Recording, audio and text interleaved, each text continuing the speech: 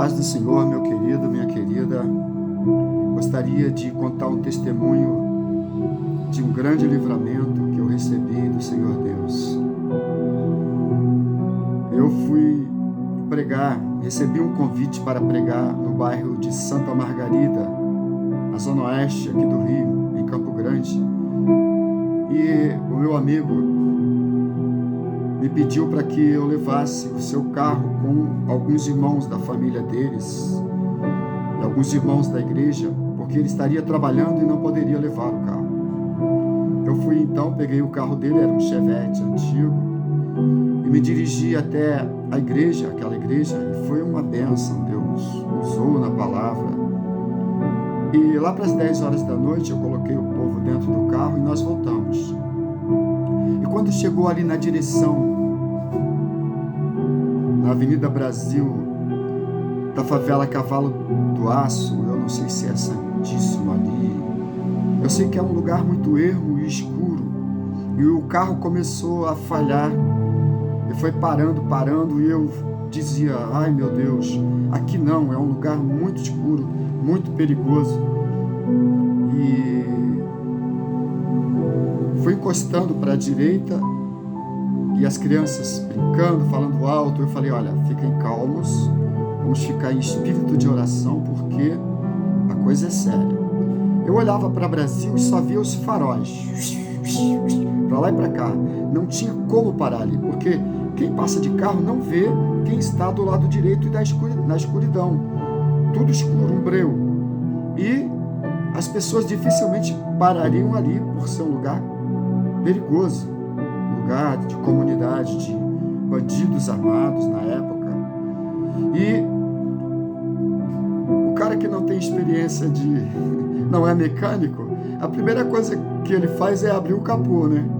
Então eu abri o capô, fui lá, comecei a apertar velas e tentei ligar o carro, não deu partida, voltei a abrir. Eu abri o capô umas 3 vezes, sabendo que não conseguiria resolver, provavelmente uma coisa grave.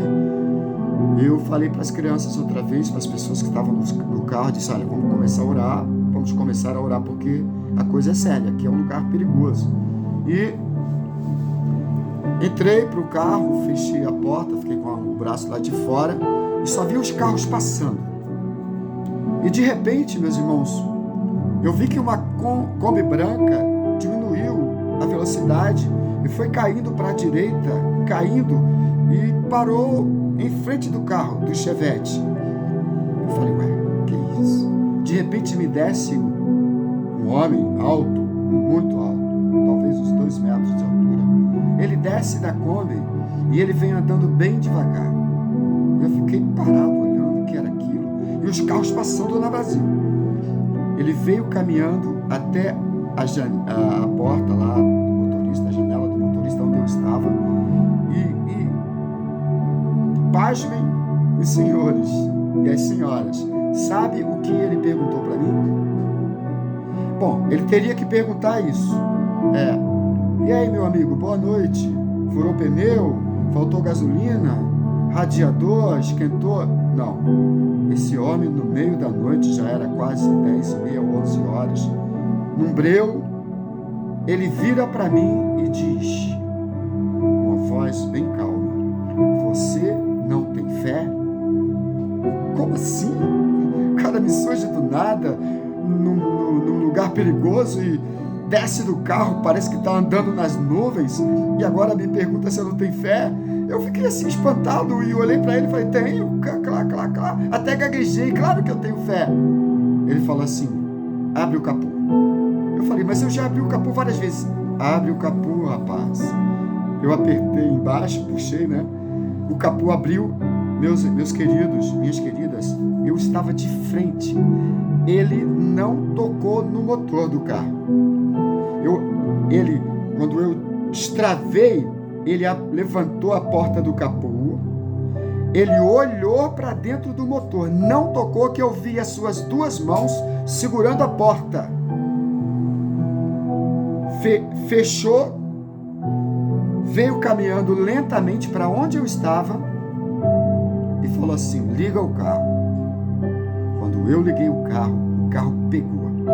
e com um barulhinho de carro novo.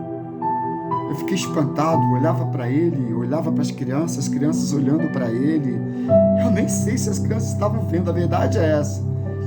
E aí ele falou assim: olha, eu vou estar na sua frente.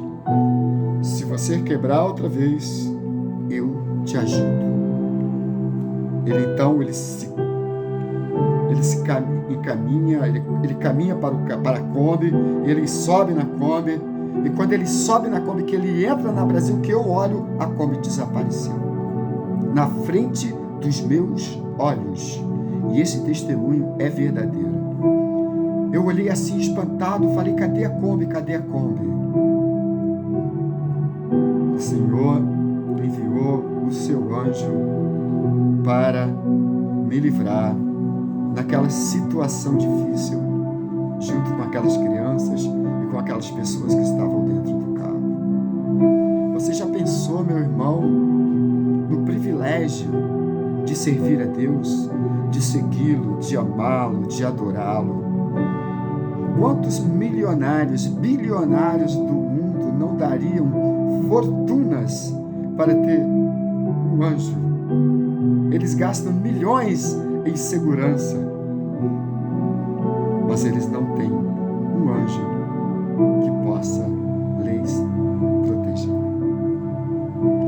Foi interessante que foi uma alegria. Peguei o carro, liguei o carro e fomos para Magalhães Bastos. Eu me lembro que eu subi o viaduto de Magalhães, dei a volta, entrei na comunidade, deixei o Chevette lá na garagem. Meu irmão, o carro não ligou mais. O dono me falou: Paulo, o carro só funcionou quando foi guinchado até a oficina. Só funcionou depois que passou pelo mecânico. Talvez você esteja desanimado no começo desse ano, esteja com medo. Eu posso te dizer uma coisa que o salmista disse no Salmo 46, versículo 10. Aquietai-vos e sabei que eu sou Deus. Não temas, ó bichinho de Jacó, porque Deus te escolheu. Deus te escolheu para te livrar nesse mundo, para te livrar das doenças, das pestes. Salmo 91, ele diz: saciá-lo-ei com longevidade.